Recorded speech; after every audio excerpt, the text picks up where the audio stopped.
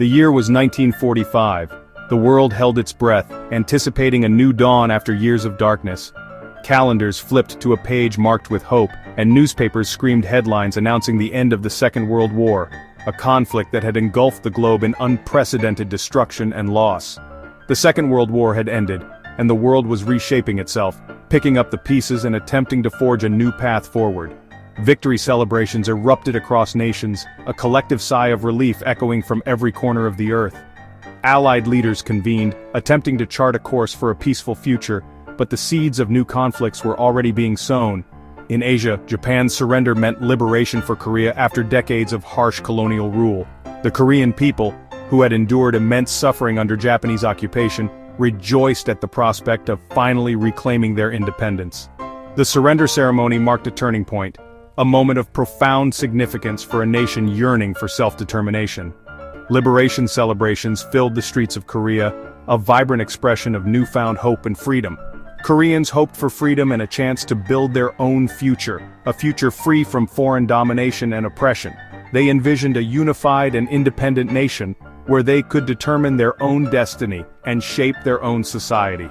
Independence demonstrations swept across the peninsula, a powerful display of national unity and a collective desire for self-governance.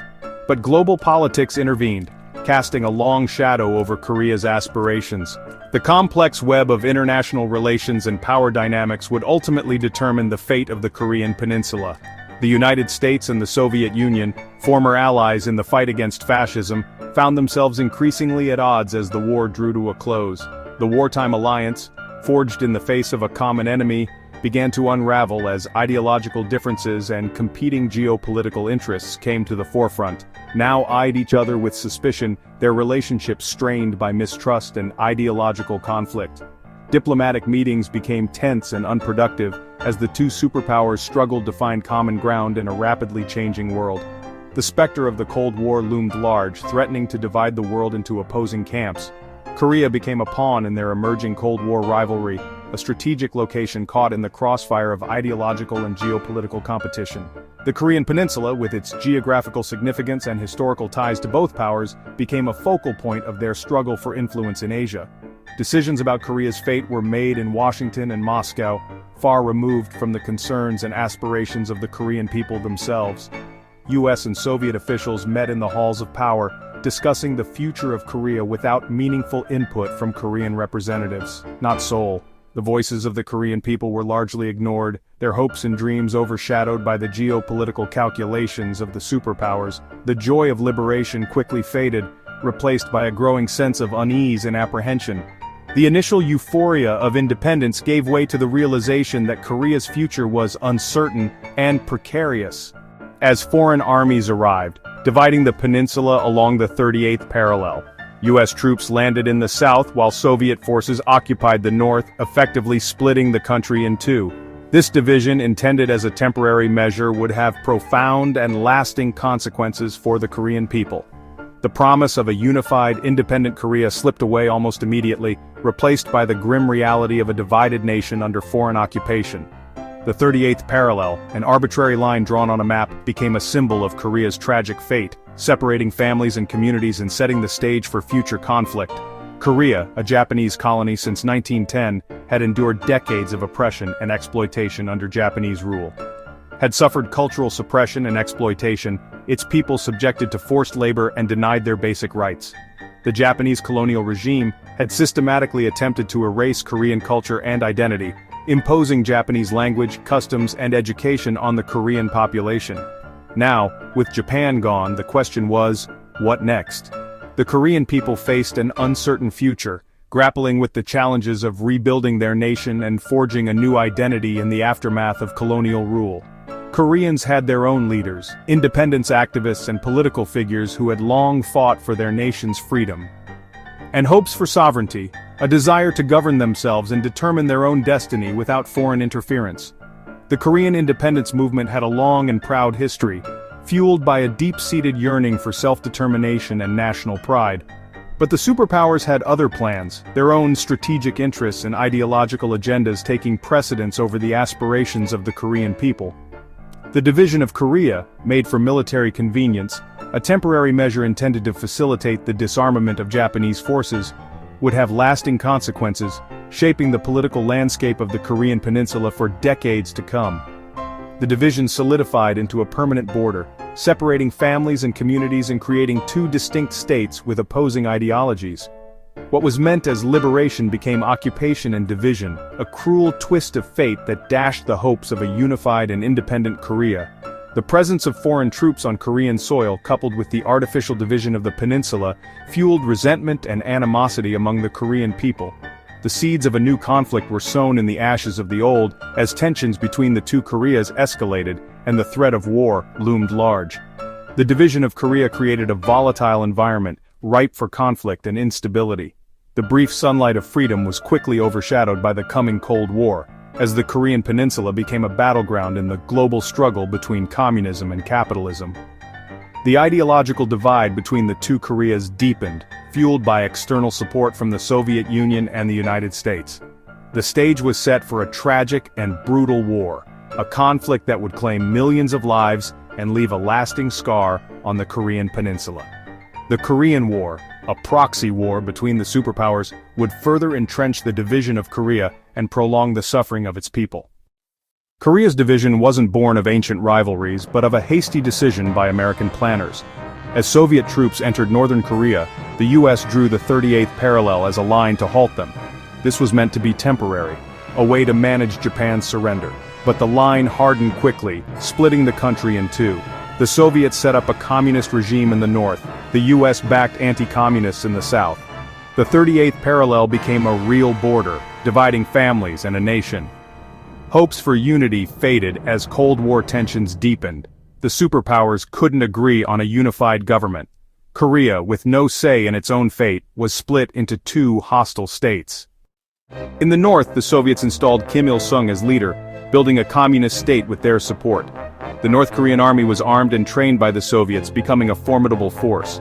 In the south, the US-backed Syngman Rhee, a staunch anti-communist. America provided economic aid but limited military support, fearing Rhee might provoke war. Both Koreas became opposites, each shaped by its patron, each claiming to be the true Korea. The border became a flashpoint, with both leaders dreaming of reunification on their own terms. The superpowers withdrew most troops by 1949, leaving two rival states facing off. The ideological divide of the Cold War now ran through Korea. Tensions mounted, and the peninsula became a powder keg. War seemed inevitable. Between 1948 and 1950, the Korean peninsula was a tinderbox, a region simmering with unresolved tensions and deep-seated ideological divisions. The artificial boundary at the 38th parallel, imposed after World War II, served as a constant reminder of a nation torn in two. Korea was anything but peaceful. The fragile peace that existed was constantly threatened by political instability, economic hardship, and the ever-present threat of military action. The dream of a unified Korea seemed to be slipping further away with each passing day. Skirmishes and raids along the 38th parallel became a regular occurrence, a deadly game of cat and mouse played out between the North and South Korean forces. These weren't just minor incidents, they were a constant source of friction, exacerbating the already strained relations between the two Koreas. These border clashes claimed thousands of lives, leaving a trail of grief and resentment in their wake. Families were torn apart, communities were devastated, and the scars of these conflicts would run deep for generations to come. Both Kim Il-sung, the leader of North Korea, and Syngman Rhee, the president of South Korea, were staunchly committed to their respective ideologies and visions for the future of the peninsula. Publicly, both leaders spoke of reunification, but each envisioned it on their own terms, and both were prepared to use force to achieve their goals. Propaganda posters plastered across both nations fueled the flames of animosity, further solidifying the divide. Kim Il-sung, with a stronger Soviet-equipped army, felt increasingly confident in his ability to achieve reunification through military means. He believed that a swift and decisive victory would unite the peninsula under his communist rule. He understood that such a bold move required external support, and so he sought Stalin's approval for a full-scale invasion of the South. Kim presented his plan as a liberation effort, arguing that the South Korean people were yearning to be freed from the oppressive rule of Syngman Rhee. Stalin hesitated, initially wary of provoking a direct confrontation with the United States, fearing U.S. intervention and the potential escalation of the Cold War into a hot war. He knew that any misstep could have catastrophic consequences, but a series of events soon shifted the balance of power and altered Stalin's calculations, making him more receptive to Kim's proposal. The geopolitical landscape was rapidly changing, and opportunities were emerging that Stalin couldn't ignore. Mao Zedong's victory in China in 1949, establishing a communist regime on the Korean Peninsula's northern border, significantly bolstered the communist bloc's influence in the region. Furthermore, the Soviet Union's successful test of its own atomic bomb in the same year emboldened Stalin, reducing his fear of American nuclear superiority and making him more willing to take risks. As the calendar turned to early 1950, the stage was set for a dramatic escalation of the conflict. The pieces were in place and the players were ready to make their moves. In a seemingly fateful decision, the U.S. Secretary of State Dean Acheson delivered a speech that appeared to exclude South Korea from America's Pacific defense perimeter, suggesting that the United States might not intervene militarily if South Korea were attacked. To Kim Il-sung and Stalin, this statement was interpreted as a green light, a signal that the United States was not fully committed to defending South Korea, and that an invasion might be successful. With this perceived lack of American resolve, Stalin finally gave Kim the green light to proceed with his invasion plans, providing crucial military and logistical support. The North Korean military machine began its preparations for war, mobilizing troops, stockpiling supplies, and finalizing the invasion strategy. The atmosphere along the 38th parallel grew increasingly tense. Emboldened by Stalin's support and believing the U.S. would not intervene, Kim Il-sung was convinced that his forces could quickly overwhelm the South Korean army and achieve a swift victory. The Korean peninsula was now teetering on the brink of war, a powder keg waiting for a spark. The slightest miscalculation could ignite a conflict with far-reaching consequences. The invasion plan, meticulously crafted with Soviet assistance, was set in motion.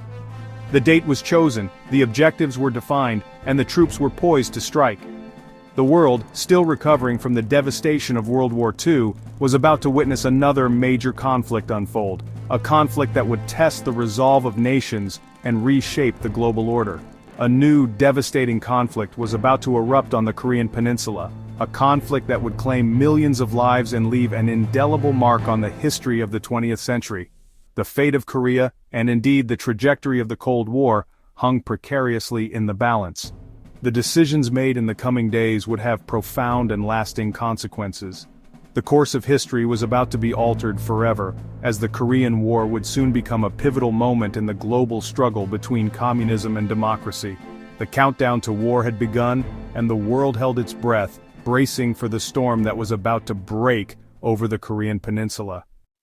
On June 25, 1950, a date that would forever be etched in the annals of history, the Korean Peninsula was plunged into a bloody and devastating conflict. The world held its breath as events unfolded with alarming speed. Under the cover of darkness, North Korea launched a massive surprise attack, shattering the fragile peace that had tenuously held the divided nation together since the end of World War II. The invasion was swift, brutal, and seemingly unstoppable.